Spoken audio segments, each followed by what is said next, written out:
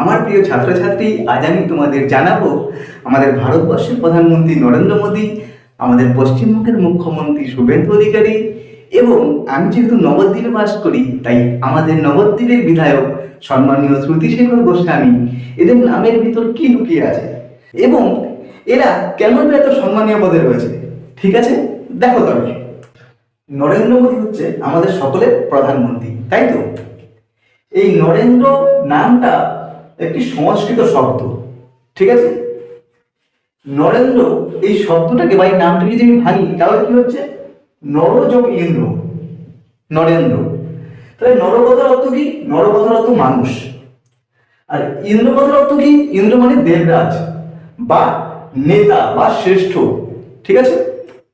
এবার দেখো, তাহলে আমি পুরো নামটাকে যদি অর্থে নিয়ে আসি, কি অর্থ দাঁড়াচ্ছে? মানুষের নেতা, মানে মানুষের নেতা, মানুষের মধ্যে শ্রেষ্ঠ বা জননায়ক, সেই হচ্ছে কে? নরেন্দ্র মোদী। ওকে, এবার দেখো, শুভেন্দু অধিকারী হচ্ছে আমাদের মুখ্যমন্ত্রী, তাই তো? এই শুভেন্দু শব্দটা একটা সংস্কৃত শব্দ। ওকে, শুভেন্দুকে যদি আমি সন্ধি বিচ্ছেদ করি, শুভ যোগ ইন্দু হয়ে যাচ্ছে শুভেন্দু। তাহলে শুভ কথার অর্থ কি? শুভ কথার অর্থ হচ্ছে মঙ্গল বা কল্যাণ। আর ইন্দু কথার অর্থ কি? ইন্দু কথার অর্থ হচ্ছে চাঁদ বা চন্দ্রমা, তাই তো? তাহলে এই শুভেন্দু নামের মানেটা কি দাঁড়াচ্ছে?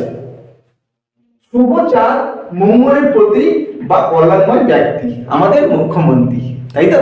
আমাদের নবদ্বীপবাসী সকলের প্রিয় বিধায়ক শ্রুতিশেখর গোস্বামী। শ্রুতি এই শব্দটা একটা সংস্কৃত শব্দ, ঠিক আছে? যার অর্থ হচ্ছে যা শোনা হয়েছে, ঐশ্বরিক জ্ঞান, বেদ বা শ্রবণ। শ্রুতি কথা তো শ্রবণ। হিন্দু ধর্মে শ্রুতি বলতে বেদকে বোঝানো হয়, ঠিক আছে? শেখর এর অর্থ হচ্ছে মুকুট, শেখর কথার অর্থ হচ্ছে মুকুট। শিরোমণি বা সর্বোচ্চ, মানে সব থেকে উঁচু, এটাও বলতে পারি আমরা। বা মাথার অলংকার, দেবতারা যে মাথার অলংকার করে, সেই মাথার অলংকারকে আমি শেখর বলতে পারি। তাহলে নামের অর্থ কি দাঁড়াচ্ছে?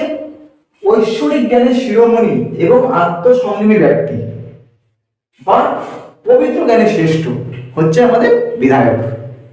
তাহলে এই নামটা হচ্ছে একটা সুন্দর নাম, সংস্কৃত ভিত্তিক নাম এবং আধ্যাত্মিক তাৎপর্যপূর্ণ নাম।